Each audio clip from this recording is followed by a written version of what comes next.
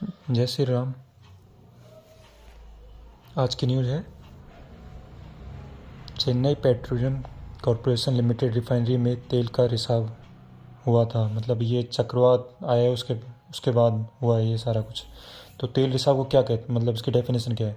तो क्या तरल पेट्रोलियम हाइड्रोकार्बन का रिस कर आसपास के पर्यावरण, विशेषतः समुद्री क्षेत्र में फैलना। अब इसके क्या रीजंस हैं?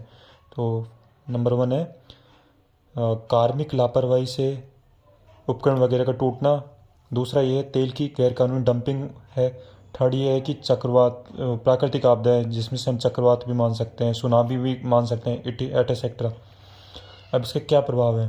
तो जैसे स्तनधारी जीव हैं, जैसे फिशेज वगैरह, मतलब जो भी हैं स्तनधारी जीव, तो उनकी फर की ऊष्मा, मतलब उन जीवों के फर की ऊष्मा रोधी क्षमता को डिस्ट्रॉय कर देता है, नष्ट कर देता है। दूसरा, पक्षियों के पंखों के जलरोधी गुण को प्रभावित करता है। तीसरा, ये मानव की इम्यूनिटी को कमज़ोर कर देता है। दूसरा है हार्ट रिलेटेड डिसीज़ में भी, मतलब हार्ट रिलेटेड डिसीज़ भी होती हैं इससे। और तेज़ गंध के कारण मतलब सर में दर्द होता है, त्वचा में जलन भी होती है। और फोर्थ है, सनरेज को पेनिट्रेट नहीं करने देता ये वाटर के अंदर, जिससे क्या होता है कि फाइटोप्लैंक्टन्स की फोटो सिंथेसिस प्रोसेस मतलब अफेक्टेड हो जाती है। और ये है फिफ्थ है, ये मैंग्रोव वनों को नुकसान पहुंचाता है। अब हम जानते हैं भाई मैंग्रोव वन के मल्टीपल मतलब क्या कहते हैं क्या कहते हैं, मैं टेक्नोलॉजी याद नहीं आ रही, ये इसका काफ़ी यूज़फुल होते हैं ये। जैसे चक्रवातों में ये अन्य जैसे सुनामी से मतलब तट की रक्षा करते हैं ये। अब इनके अगर हम समाधान पक्ष को देखें तो एक टेक्निक्स है, मतलब ये 2 टेक्निक्स इंडिया ने अपना रखी है। जैसे ऑयल जेपर टेक्निक्स है, तो इसमें क्या है, जैसे क्रूड ऑयल और तेलीय गाज, जिसे हम स्लज है, तो उसका अपघटन करता बैक्टीरिया का इसमें यूज करते हैं। तो इसको मतलब इसको अपघटित करके CO2 में वाटर में कन्वर्ट कर देता है। सेकंड है ऑयली वोरस एस।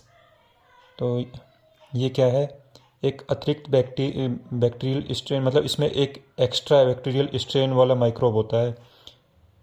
तो फिर इसके चलते ये उच्च सल्फर सांद्रता वाली स्लज व क्रूड ऑयल के खिलाफ अधिक सक्षम हो जाता है, मतलब, है ना।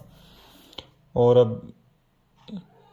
अब हमने इंडिया और वर्ल्ड में इसके मतलब समुद्री इसको पॉल्यूशन को रोकने हेतु, मतलब ये मतलब ऑयल, ये तेल रिसाव को रोकने हेतु मतलब जो कदम उठाएं वो ये, जैसे भारत ने उठाए, तो भारतीय तट रक्षक बल है, तो उन्होंने क्या राष्ट्रीय तेल रिसाव आपदा आकस्मिक योजना तैयार की कर रखी है।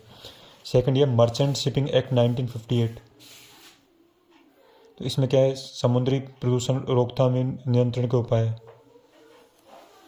अगर हम वैश्विक की बात करते हैं तो 2 तरह कन्वेंशन है जिनको इंडिया ने साइन कर रखा है। फर्स्ट है समुद्री जीवन की सुरक्षा पर अंतर्राष्ट्रीय कन्वेंशन, जिसे सोलस भी कहते हैं। और सेकंड है जलपोतों से समुद्री पर्यावरण प्रदूषण की रोकथाम पर अंतर्राष्ट्रीय कन्वेंशन, जिसे MPOL भी कहते हैं। इंडिया दोनों का सिग्नेटरी मेंबर है। Thank you.